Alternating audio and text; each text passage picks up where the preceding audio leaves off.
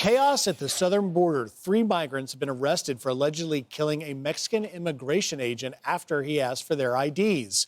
While Texas DPS arrests 11 illegal migrants from Venezuela, Colombia, and Mexico as more rush to cross before Trump takes office. The incoming border czar, Tom Homan, joins us now. Tom, you're the hardest man already in the incoming Trump administration. You're up early. Happy New Year. Thank you for joining us.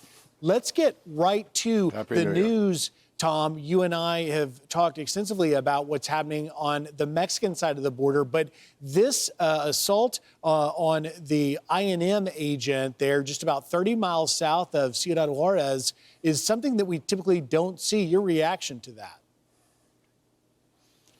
Well, I think we may see more of it. I mean, the President Trump, I'm not speaking for President Trump, but, he's going to take action against the criminal cartels in Mexico. Criminal cartels in Mexico have killed more American people than every terrorist organization in the world.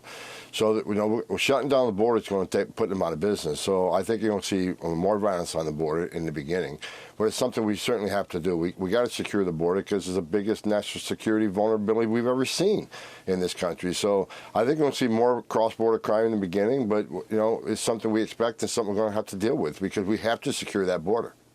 And, the past 4 years have given us these unprecedented chaos numbers. There's nearly 11 million migrant encounters now at the Biden-Harris, under the Biden-Harris administration. That doesn't even include the 2 million known gotaways, which could be even higher. And Tom, the New York City Mayor here, Eric Adams, that has met with you, that has pledged to work with you again last night, talking about looking for ways to help get this under control. Here's a little bit of what he said yesterday. Listen.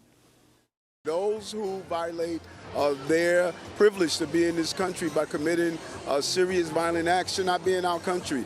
And I've made it clear that I'm going to do everything possible to protect New Yorkers. I did it as a cop. I'm going to do it as the mayor of the city of New York. We're looking at every option we have, either through executive orders or if we can get help from Albany. I think they're moving in the wrong direction. If you're in this country, you should be in this country not to harm New Yorkers.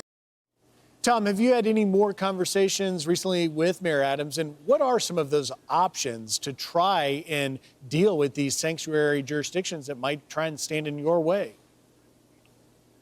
Well, Mayor Adams is trying to do the right thing. The problem is he has a city council that doesn't want him to work with ICE, but he is committed on a couple of things. Number one, he's committed to working with public safety threats with ICE, having his officers with us shoulder to shoulder to arrest public safety threats in that city, because that's what we're going to prioritize day one. Day one, right out of the gate, are going to be public safety threats and national security threats. He agrees with me. There's plenty in New York City. He wants to make New York City safer. He's also committed to helping us find over 300,000 missing children. Children that many are going to be in New York City. These are children that were, trafficked into the United States, released by the Biden administration to unvetted sponsors, and now they can't find them. Many of these children are going to be in forced labor, forced sex trafficking. Some will be just fine, but we got to find these children, save them, and get them back with their families. And third, he's considering the executive order to get us back into Rikers Island. I mean, I used to when I was ICE director, we had a dozen agents assigned to Rikers Island. We would take hundreds of criminal aliens out of Rikers Islands every month. And now we have no presence in Rikers Island because of the sanctuary city law. But he's talking about doing executive action and get us back into Rikers Island, which is arresting a criminal alien in the safety and security of a county jail. It's much safer than going into the community and finding a bad guy on his turf who has access to who knows what weapons, right? So being inside the jail is safe for the alien, it's safer for the officer, and it's much safer for the community. So those are the things we're talking about getting done.